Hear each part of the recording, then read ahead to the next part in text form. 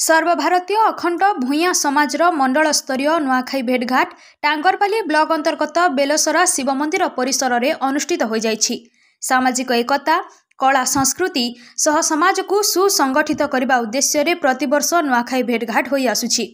माँ दुर्गा पूजार्चना और द्वीप प्रज्वलन पर अनुष्ठित कार्यक्रम में मुख्य अतिथि भाव ब्लॉक अध्यक्षा श्रीमती तपस्विनी माझी, मुख्य वक्ता निरंजन शाह, मंडल सभापति प्रताप नारायण सिंह सह सम्मानित अतिथि रूपे अखंड भूया समाजर केन्द्रीय सभापति मेघनाद नायक, सर्वभारतीय अखंड भूया समाजर संपादक रामचंद्र अमात, भूया समाजर जिला सभापति उदित अमात, जिला कार्यकारी सभापति निरंजन माझी, हेमगिरी सभापति रविरत्न पटेल, कुत्रा ब्लॉक सभापति बिंबाधर अमात, टांगरपाली ब्लॉक सभापति सोनू नायक, सबडेगा ब्लॉक देवेंद्र भितिरिया, लेफ्रीपड़ा सभापति रवि माझी, जिला संपादक गणेश्वर नायक, बालीशंकर संपादक भवानी माझी, सरपंच चित्रांगदा गढ़ई, सरपंच रेवती छत्रिया, सरपंच सुभद्रा बैगा प्रमुख मंचासीन होई भूया समाज को सुसंगठित होई आगकू चलिबाकू आह्वान देवा सह शिक्षा को समाज रे प्रथम प्राथमिकता देबा पई मत प्रकाश पाइथिला।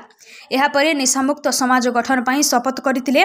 एहा परे विभिन्न प्रकारर रंगारंग सांस्कृतिक कार्यक्रम अनुष्ठित होइथिला ओ कृति प्रतियोगी को पुरस्कृत करा जायथिला।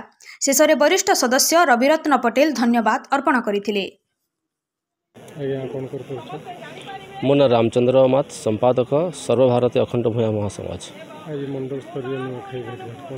आज्ञा प्रति वर्ष आम मंडल स्तरीय नुआखाई भेटघाट कर वर्ष मंडल स्तरीय टांगरपाली ब्लॉक नेतृत्व रे बेलसरा गाँव में आमर नुआखाई भेटघाट हो। सर्वभारतीय अखंड भूया समाज प्रति वर्ष भाषा संस्कृति सामाजिक एकता परंपरा के नहीं गिरी हमर सामाजिक एकता केनता आगे बढ़ी रहबा से दिगरे आम प्रति वर्ष नुआखाई भेटघाट कर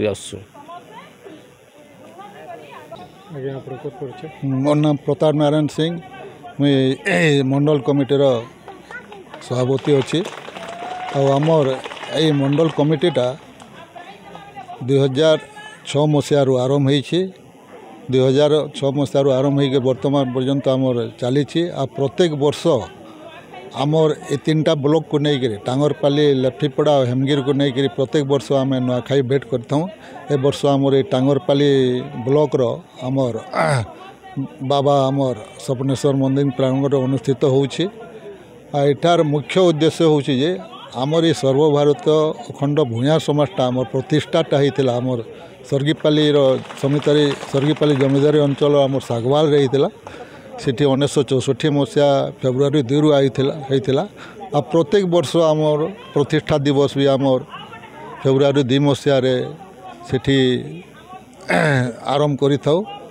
आउ तार बाहरे आमर जो सर्वभारत अखंड भूया समाज गोटे बड़ महासभाटा सेथिपाई काम ठीक हिसाब रे कार्यकारी हेबापई आमर ये मंडल कमिटीटा आमर 2006 मसीह रे गठन करा जायछि।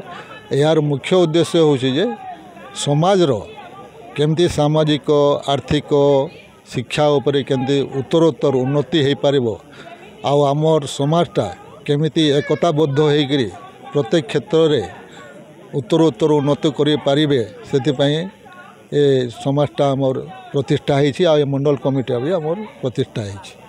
धन्यवाद।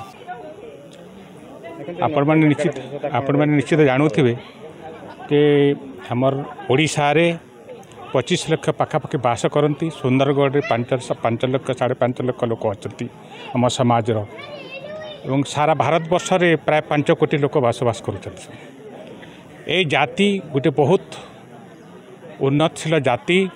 यार आरंभ ये जातिर प्रारंभ होती कहले अत्युक्ति हे ना। सब अन्य जाति को शिखौथवा, अन्य जाति को दिग्दर्शन दौथवा, अन्य जाति को प्रेरणा दौथवा यही हूँ भूया जाति। सब एमाने समस्तंकर उन्नति पाई चेष्टा करती।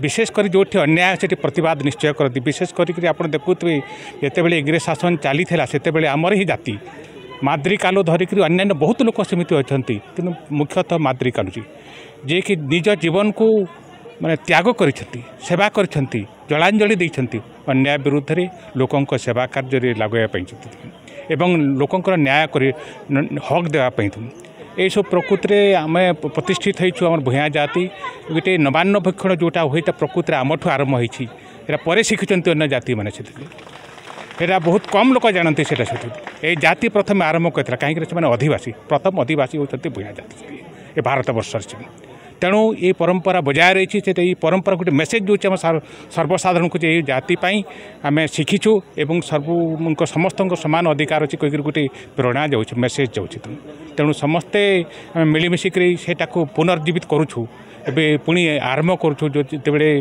कालादिक्रम जिते तलक हो गई तो ऊपर को उठा समस्ते चेष्टित असुते एवं आशा करुछु गोटे पुणी सर्वश्रेष्ठ जाति हिसाब से परिगणित हो पार एवं समाज को नूतन दिग्दर्शन दे देश को धन्यवाद नमस्कार।